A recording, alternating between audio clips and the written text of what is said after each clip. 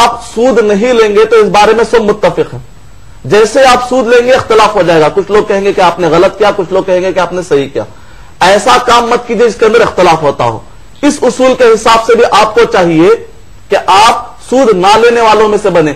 जैसा कि इब्न तैमिया रहमतुल्लाह अलैह ने फरमाया, मसले खड़े क्यों करते हो कि हल करना पड़े, लिहाजा सूद के मसले में मत जाइए, ये डेंजरस रास्ता है, खतरनाक रास्ता है। अल्लाह सुब्हानहू व तआला ने सूद को हराम करार दिया है।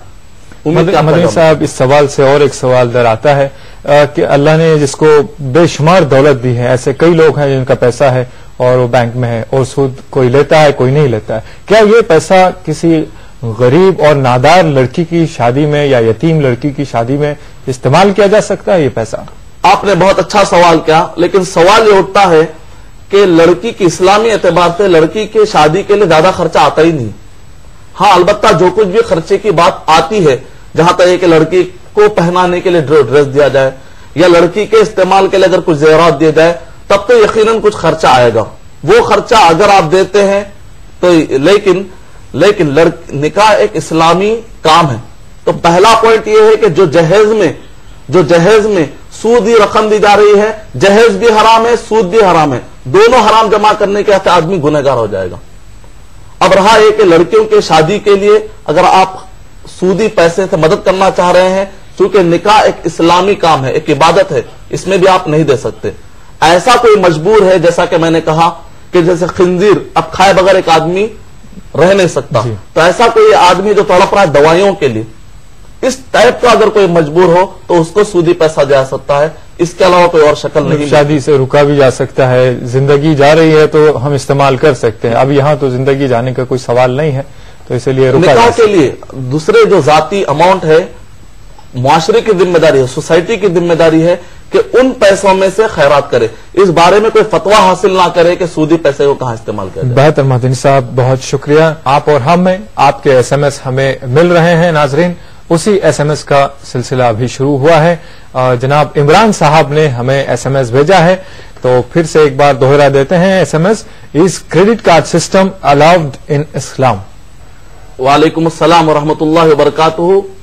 के इस क्रेडिट कार्ड सिस्टम के बारे में आपने जो सवाल किया है, यानी कि कर्जा दिया जाता है और ये जो कर्जा देने वाले हैं बाय डिफॉल्ट इसके अंदर सूद भी मुब्तला होता है और इसके अंदर बाद औक़ात ये शक्ल बताई जाती है कि अगर आप इतनी मुद्दत में, यानी एक महीने के अंदर अगर आप पे कर देंगे तो सूद नहीं लगेगा, लेकिन अगर आप एक महीने के बाद अगर टल जाती है तारीख, नतीजे में आपको सूद लग जाएगा। तो यहां पर बाद साथी ये सवाल कर देते हैं, हम चाहते हैं कि वो एक महीने से पहले ही पे कर दे, तो क्या ऐसा कर्जा ले सकते या नहीं ले सकते? क्या ये सूद के दायरे में आता है? नहीं आता। लेकिन जब आप साइन करते हैं तो आप साइन करते वक्त ये कहते हैं कि अगर एक महीना गुजर जाए तो उसके बाद मैं सूद दूंगा, चूंकि आपका इकरार कर लेना इस बात की दलील है कि आप सूद देने के लिए तैयार है। ऐसी कोई भी मामलदारी इस्लाम में जायज नहीं है। सूरह मायदा सूरह नंबर 5 आयत नंबर 3, ताअवनु अलल बिर्रि वत्तक़वा वला ताअवनु अलल इस्मि वल उद्वान। और जहां तक कर्जा लेते हैं, एक पॉइंट मैं बताना चाहता हूं ताकि वो हजरात जो परेशान हो जाते हैं कि अगर हम कर्जा ना लें तो हमारा कैसे गुजारा होगा, एक पॉइंट जिस पर हमको गौर करना चाहिए। अगर हम अपने घरों को टटोलेंगे तो घरों के अंदर बहुत सारे लोगों के पास इतना सोना निकल जाता है, अगर उस सोने को बाजार में अगर आप बेचेंगे तो नतीजे में आपको अमाउंट मिलेगा। हो सकता है कुछ दिनों के लिए आप सोने से महरूम हो जाएंगे, लेकिन वो अमाउंट जो मिलेगा उसके जरिए से आप अपने बहुत सारे काम कर सकते हैं। नतीजे में आप सूद से ही बच जाते हैं। जो लोग कर्जे का सूद वाला कर्जा लेते हैं, होता है तो ये कि आपको कर्जा भी अदा करना है, फिर सूद इतना चढ़ जाता है, एक वक्त इतना आता है कि आप इतना अदा कर देते हैं जितना कि आप जेवरात आपके पास पाए जाते हैं। अगर एक आदमी प्लानिंग करेगा हलाल तरीके से जिंदगी गुजारने की, तो यकीनन बहुत अच्छी प्लानिंग कर सकता है। इस पॉइंट पे भी गौर कर लिया जाए। उम्मीद है आपका जवाब मुकम्मल हो। शुक्रिया मदनी साहब। क्या बैंक से लोन ले सकते हैं एजुकेशन के लिए? जी, बेहतर है, आपके सवाल का जवाब दिया जाएगा। एजुकेशनल लोन जो फिल वक्त चल रहा है माशरे के अंदर, सोसाइटी के अंदर, इसमें दो शक्लें आ रही हैं। एक तो शक्ल यह है कि एक आदमी मजबूर होता है और जाकर बहरहाल कर्जा लेता है, तब जाकर वो जो एक्सपेंसेस होते हैं, जो खर्चे होते हैं जाने और आने के, पढ़ने के, वो अदा कर पाता है। एक तो शक्ल ये बनती है।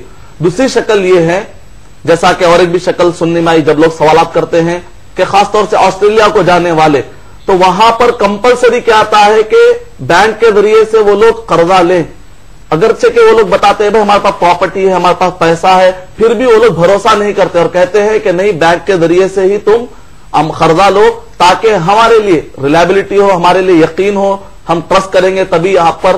اس لحاظ سے ایک آدمی کو مجبور بھی کیا جا رہا ہے کہ قرض کے ذریعے سے ہی وہ چیز لے. ان دو شکلوں میں جہاں تک دوسری شکل ہے جہاں پر ایک آدمی کو مجبور کیا گیا، حالانکہ وہ خود اپنی پراپرٹی بتا رہا ہے، ایسے وقت پر وہ آدمی کے لیے تو کوئی مسئلہ نہیں، اسلام مجبوریوں میں کسی کو پوچھتا نہیں ہے. ایسے وقت پر وہ آدمی مجبور ہے، تعلیم چھوڑ نہیں سکتا اور اس کو چاہیے کہ تعلیم حاصل کرے. رہا جہاں تک پہلا سوال ہے کہ ایک آدمی مجبور ہو جاتا ہے اگر وہ باہر جائے گا اور اچھی تعلیم حاصل کر سکتا ہے، تو ایسے وقت پر یہ تو نہیں کہا جائے گا کہ وہ حلال ہے، حلال کا فتویٰ تو نہیں دیا سکتا. یہی کہیں گے اب وہ مجبوری میں اگر وہ یوز کر رہا ہے تو ہم یہ کہیں گے کہ یقیناً تم نے ایک گناہ کیا، تم کو چاہیے کہ بعد میں تم توبہ کر لو. اب کوئی اپنے طور پر یہ سمجھتا ہے، کہیں اس کو کوئی فتویٰ تو نہیں مل سکتا. جو لوگ بھی سود کے حرام ہونے کے قائل ہیں وہ لوگ اس کو فتویٰ تو دے نہیں سکتے کہ وہ حلال ہے، جائز ہے. البتہ ایک آدمی اپنے طور پہ سمجھتا ہے کہ میں مجبور ہوں اور وہ لون لے کر سفر کر رہا ہے، تعلیم بھی ضروری ہے، تو ایسے وقت پر اس کو چاہیے کہ وہ توبہ کر لے، کیونکہ اس مسئلے میں اس کا معاملہ اللہ کے حوالے ہے. لیکن تعلیم کے لیے بہرحال روکا نہیں جا سکتا. امید کہ آپ کا جواب مکمل ہوا. شکریہ مدنی صاحب. آئیے ایک ایس ایم ایس لیتے ہیں. لکھا ہے امرین صاحبہ نے کرنول آندھرا پردیش سے، کیا گورنمنٹ سے کسانوں کو دیا جانے والا لون لے سکتے ہیں؟ وعلیکم السلام ورحمۃ اللہ وبرکاتہ. پھر وہی سوال ہے، بس شکل بدلی ہوئی ہے. وہاں پر ایجوکیشنل لون کی بات تھی اور ادھر بزنس لون کی بات ہے. اصل مسئلہ ہے کہ قرضہ دینا یا نہیں دینا، اصل مسئلہ نہیں. اصل مسئلہ یہ ہے کہ سود والا قرضہ دیں یا نہ دیں اور لے یا نہ لے. جیسا کہ میں نے کہا کہ ایجوکیشنل یعنی کہ آدمی کے لیے تعلیم بہت ضروری ہے، وہاں پر میں نے شکل بتائی ابھی. لیکن جہاں تک بزنس کے معاملے میں، چاہے سافٹ ویئر کمپنیوں والے لیتے ہوں یا پھر کسان لیتے ہوں، ایسے وقت پر چونکہ آپ اپنے آپ کو اونچا کرنے کے لیے، معاشی اعتبار سے اوپر لانے کے لیے کر رہے ہیں، تو ایسے وقت پر میں آپ کو نصیحت کروں گا کہ اپنے آپ کو بچائیے سود سے.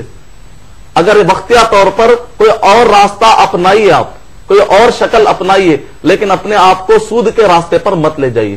اپنی یہاں کی زندگی سنوارنے کے لیے آخرت کی زندگی کو گنوانا کوئی اچھی عقل مندی کی بات نہیں ہے. اور ایسے وقت پر گھروں کے اندر، اور ایک بھی میں شکل بتاتا ہوں، بہت سارے لوگ ہیں انشورنس میں اپنا پیسہ لگاتے ہیں. کوئی آپ کو معلوم ہے کہ اکثر علماء نے اس کو حرام قرار دیا ہے، اور اسی طریقے سے بہت سارے ایسے جگہوں پر پیسہ لگاتے ہیں، انویسٹ کرتے ہیں جہاں سے کہ پیسہ ان کو ملتا ہے، جبکہ کم سے کم یہ ہوتا ہے کہ اس کے اندر کانٹروورشل وہ ٹاپک ہوتا ہے حلال یا حرام میں. اس کے بجائے وہاں پر پیسہ لگانے کے بجائے اگر اسی پیسے کو آپ سیو کر کے اگر آپ زمین پر لگائیں گے، یا اسی طریقے سے جو لوگ بانڈ پہ پیسہ لگاتے ہیں یا انشورنس پر لگاتے ہیں، اسی پیسے کو آپ بچائیے. اور اسی طریقے سے ایک جو زمین کی قیمت ملتی ہے، اگر آپ شمشا آباد میں جائیں گے 3,10,000 روپے میں ایک زمین آپ کو مل جائے گی. تو ایسے وقت پر اگر خاندان کے 6 افراد جمع ہو جاتے ہیں اور 50,000 ہزار روپے اپنے اپنے گھر کے اندر جو سونا رکھا ہوا ہے 50,000 روپے لے کر اگر 6 لوگ مل کر ایک زمین خریدتے، 2 سال کے بعد اس کے اندر ویلیو آئے گی، پھر 6 لوگ بانٹ لیجئے. ایک شکل ہے جس پر آپ غور کر سکتے ہیں. ایک آدمی اگر حلال کے لیے پلاننگ کرے گا تو اللہ تعالیٰ اس سے بھی بہترین پلاننگ آپ کو دے گا. ایک پلاننگ بتلا رہا ہوں، میں یہ بتلانا چاہ رہا ہوں کہ حرام کہہ کر میں خاموش نہیں بیٹھنا چاہتا. میں چاہتا ہوں کہ آلٹرنیٹ بھی دوں، کیونکہ اسلام کی یہ سنت ہے، قرآن مجید کی سنت ہے، وَأَحَلَّ اللَّهُ الْبَيْعَ وَحَرَّمَ الرِّبَا. ایک چیز جب دے رہا ہوں، آپ بھی پلاننگ کیجئے، اللہ تعالیٰ آپ کے ذہن میں بھی بہت سارے پلاننگ ڈالے گا، بہت ساری شکلیں ڈالے گا. امید کہ آپ کا جواب مکمل ہو. ناظرین آئیے اور ایک کالر سے بات کرتے ہیں، انہیں پروگرام میں شامل کرتے ہیں. السلام علیکم. جی وعلیکم السلام محترم. نندیال سے بات کر رہا ہوں، عبداللہ.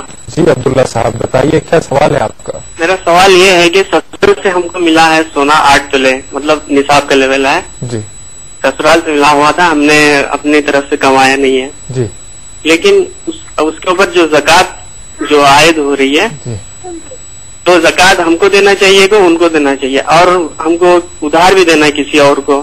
اچھا جی. اور وہ ادھار دینا پہلے چاہیے کہ یہ زکوٰۃ کا پیسہ پہلے؟ بہت شکریہ عبداللہ صاحب، آپ نے ہمیں کال کیا نندیال سے. آئیے آپ کے سوال سے متعلق احادیث قرآن اور احادیث کی روشنی میں کیا جواب مل سکتا